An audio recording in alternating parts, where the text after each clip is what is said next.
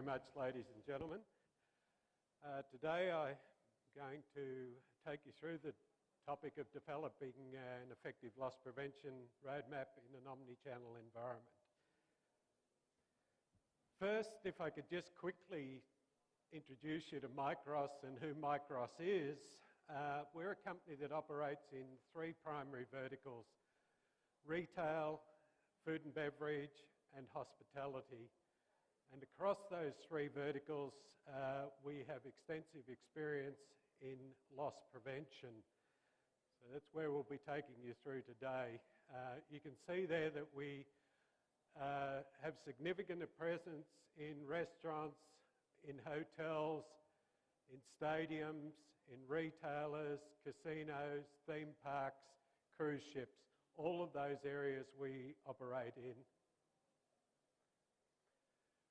Going to introduce you quickly to an introduction to global shrink and the percentage of shrink that applies in each of the countries. And as you can see here, India is way out there at the top of this list based on the statistics that are available, provided by India on average loss prevention or average shrink in the area of retail.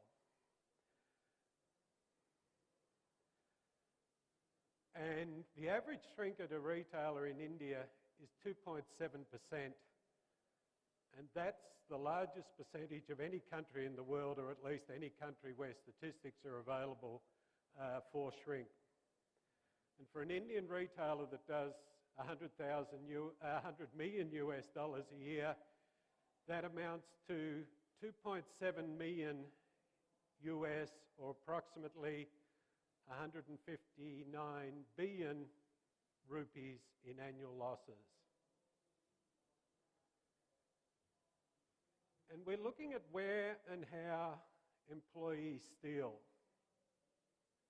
Employee theft accounts for about 41% of overall theft in a retail and food and beverage environment. Shoplifting, which is probably considered to be a big part of theft, is in fact 33.1%. Administration, which includes things like compliance, training, and all of the other things, can actually be added to the 40%, because that, again, is an employee-related loss, not directly perhaps theft, but it's an employee-related loss. So the overall percentage of shrink associated with the employees is in excess of 50%. Around about 6% is vendor fraud, and about 7% is not quite known as to where that losses occur. The other thing that's of interest is shoplifting. While the number of occurrences of shoplifting may be high, the actual average amount that is involved in that is generally fairly small. And for 2011, it was $113, 2012, $129, whereas dishonest employees were $705 and $715 on average when an admission was made. Probably ask, are my employees honest? Well, the answer to that is 10% of your employees would never steal from you. 10% of your employees, like this guy, look for every opportunity to steal from you, and they're never going to change. Whatever you do, they're going to try and steal from you. For the other 80% of your employees, they're opportunistic, and that's based on many factors. But 80% of employees are really only as honest as what you make them be. 8 out of 10 employees decide to steal or not based on internal controls.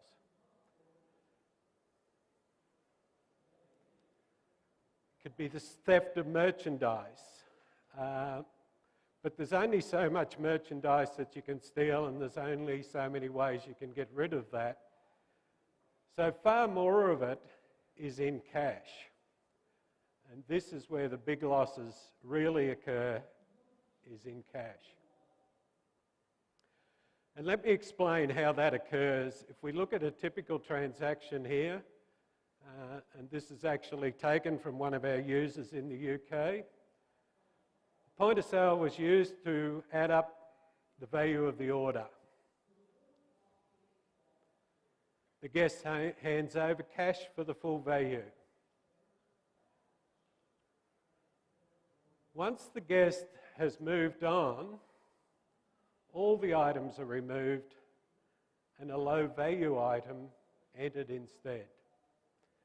So you can see that all that remains on that order now is the blackcurrant cordial, 50 cents. The 50 cents goes into the till. The $34.45 allegedly goes into the pocket of the employee. The till balances at the end of the day. Everything looks good.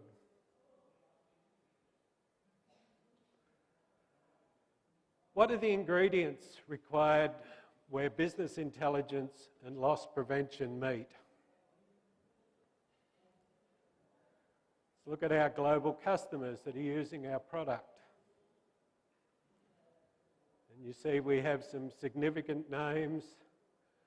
They include KFC and Pizza Hut here in India. Starbucks obviously is one of our biggest users on a global basis.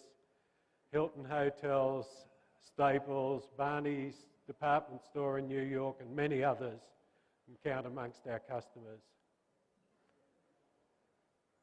We actually have around 250 plus chains around the globe using our exception-based reporting. And those 250 chains in total make up over 100,000 stores. So we have a lot of stores using the product.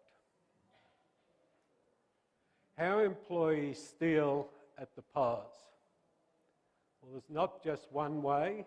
There's many ways. You've got refund fraud. You've got pass-offs or low-volume transactions, or what's called sweethearting, where you maybe just pass an item through as a price check at the checkout rather than actually ringing it up when your mother comes through.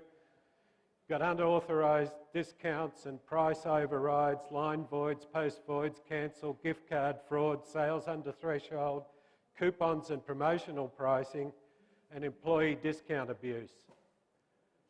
It's no use looking at any one of them.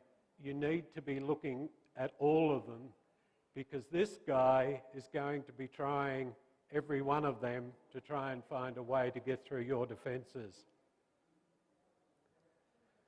We focus on key KPIs. And with those, we don't look at an individual transaction. We look at the day, we look at the week, we look at the month, we look at the last 90 days, we compare store to store, cashier to cashier, and through that we start to see trends and exceptions that show up those people who are above the average. And they're the people that we're actually looking for. We visualize data because people now want to be able to see things in a graphical format. So we have our dashboards.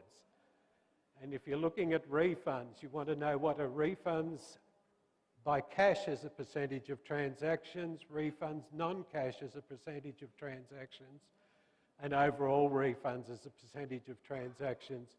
Because in that, you can then see if refunds by cash make up a higher percentage of transactions than the others, and that's an indication of something going on. We have the risk activity dashboard, which gives us the rev counters, if you like, which indicate on the key areas of discounts, refunds, voids, whether we have a concern and need to be looking at it. We base everything on exceptions. So if you look here at these columns, you'll see the yellow column indicating line discounts as a part of or as a percentage of the store transactions. And we can see what the average should be, and we can see those that stand out from the average. If we look at line discounts different to store average,